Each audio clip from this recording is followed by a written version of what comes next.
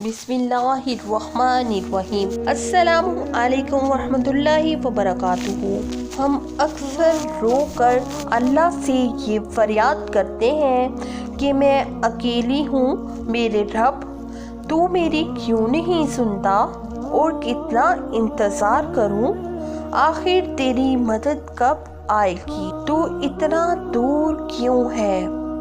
अल्लाह ताला कुरान मजीद में फरमाता है, मैं तो तुम्हारे पास ही हूँ। जब कोई पुकारने वाला मुझे पुकारता है तो मैं इसकी दुआ कबूल करता हूँ। तुम्हारे परवरदिगार ने ना तो तुमको छोड़ा और ना तुमसे नाराज़ ही हुआ, और आखिरत तुम्हारे लिए दुनिया से कहीं बेहतर है, और तुम्हारा परवरदिगार तुम्हें अनकरीब इतना कुछ अता फरमाएगा कि तुम खुश हो जाओगे।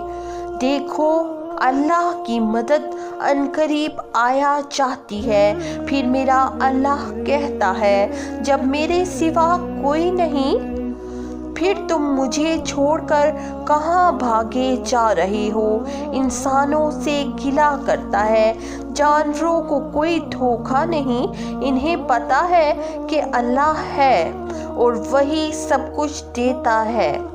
अल्लाह से बातें किया करो, ये कमाल है, यकीन बताओ।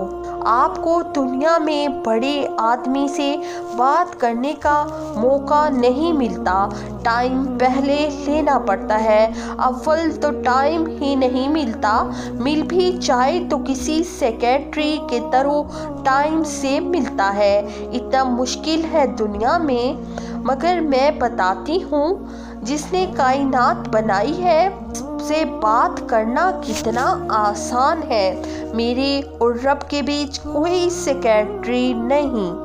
हाथ उठाओ और डायरेक्ट बात करना शुरू कर दो।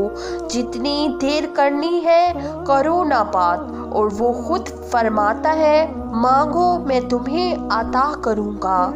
वो देने के लिए तैयार है, हम पुकारते ही नहीं। हमें जल्दी ही इतनी है, हमें इसके घर में चैन ही नहीं आ रहा।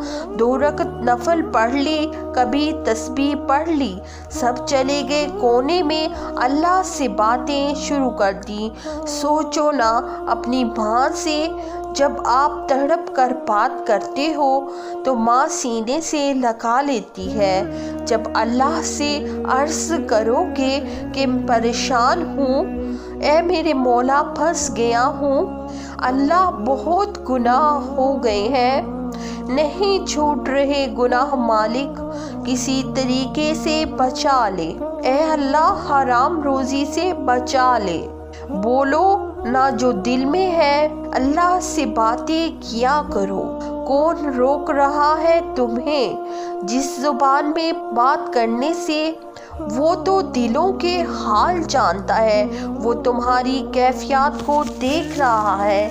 इसके घर में आए हो तो मांगो ना इससे।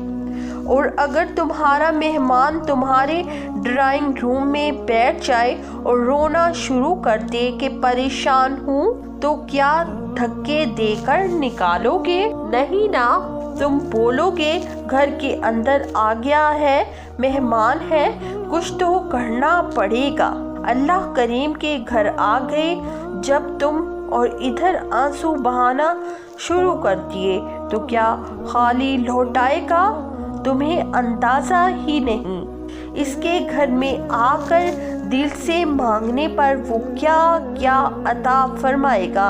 आना जाना रखो, थाम लो मस्जिद को और नमाज़ें पढ़ते रहो। हम आज़ान सुनते हैं 5 वक्त, लेकिन ऐसे इग्नोर करते हैं जैसे कोई बात ही नहीं, बल्कि अल्लाह हमें 5 टाइम खुद पुकार कर बोल रहा होता है कि आओ मेरी तरफ, मांगो मुझसे, लेकिन हम नमाज पढ़ते ही नहीं। तो इसीलिए हमें चाहिए कि हम नमाज पढ़ें, अपनी ज़िंदगी में वक्त निकालें अल्लाह के लिए, ताकि अल्लाह हमारी ज़िंदगी से पूरा वक्त निकाल दे। जज़ाकल्लाह।